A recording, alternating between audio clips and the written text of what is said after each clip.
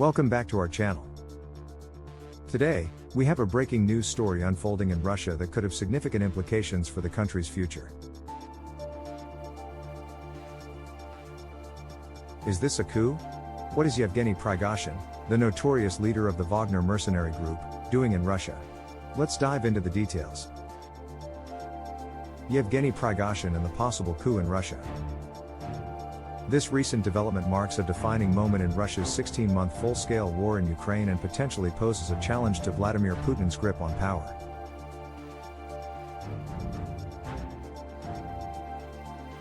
The Russian leader has accused Yevgeny Prigozhin of treason, alleging that he is leading an armed rebellion that he described as a stab in the back of our country.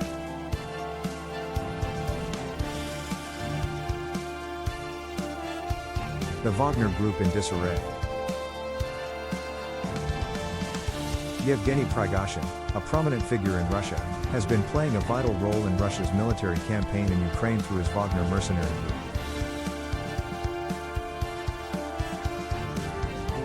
Prigozhin has been recruiting thousands of individuals, particularly from Russian jails, to join his forces.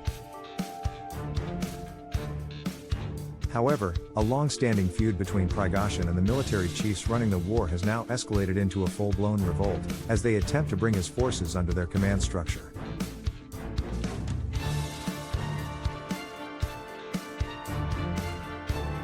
Wagner forces cross Russian border. The Wagner forces have crossed from occupied eastern Ukraine into the major southern Russian city of Rostov-on-Don and claim to have taken control of the city and its military facilities.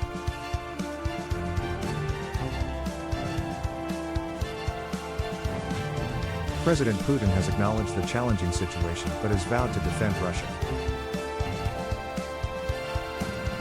Is it a coup? Prigozhin vehemently denies any claims of a military coup, dismissing them as absurd.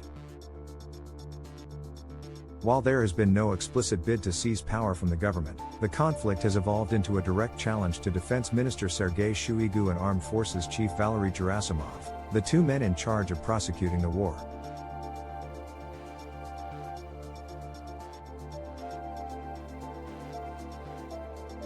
Prigozhin's private military company does not represent the official military, but he claims to enjoy widespread support among the armed forces.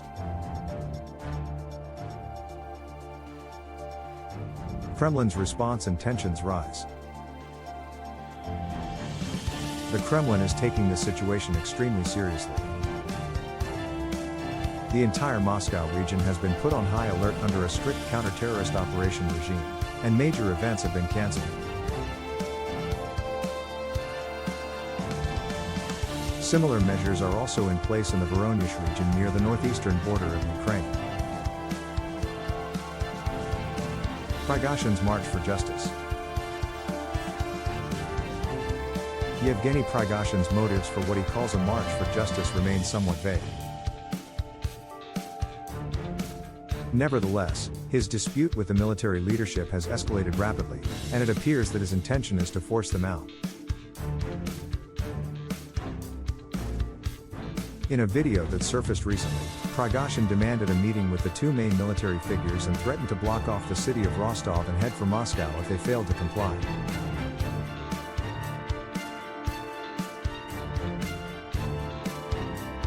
Tensions escalate. Reports have emerged of a military helicopter being shot down, and a Wagner convoy is reportedly heading north on the M4 motorway in the Voronezh region, moving closer to Moscow.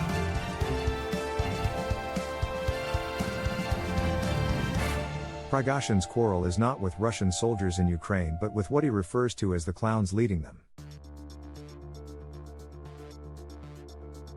Despite appeals from several generals to calm down, it seems that Prigozhin's actions have gained too much momentum to be easily diffused.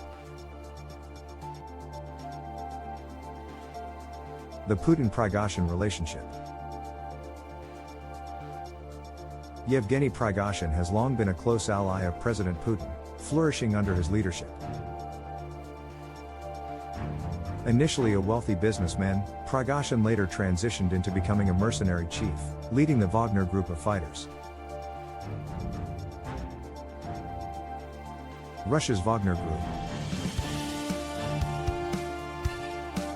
The Wagner Group has played a significant role in the ongoing conflict in eastern Ukraine. Prigozhin's fighters have suffered heavy casualties in their attempts to seize Bakhmut, a city in the region. Prigozhin has repeatedly criticized the military top brass for shortages of shells and ammunition, highlighting the failures and internal divisions within Russia's military presence in Ukraine.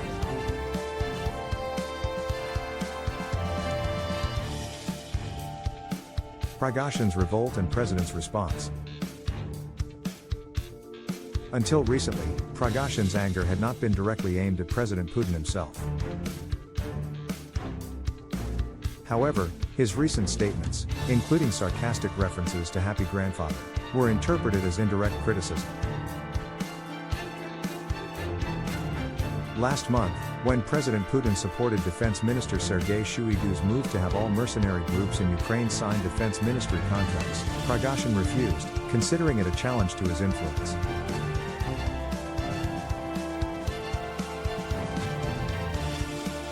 Military sites seized.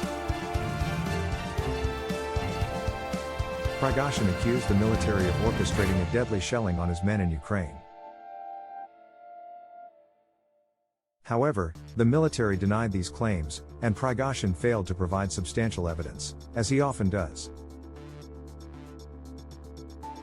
Late on Friday, he announced that his march for justice was underway, with his force of 25,000 acting as a tactical reserve.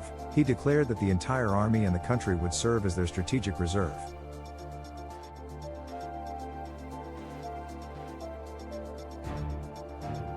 A serious moment for Putin and Russia. It is important to note that Prigozhin's actions do not directly challenge Russia's war in Ukraine, and he has maintained that he is not questioning President Putin's leadership.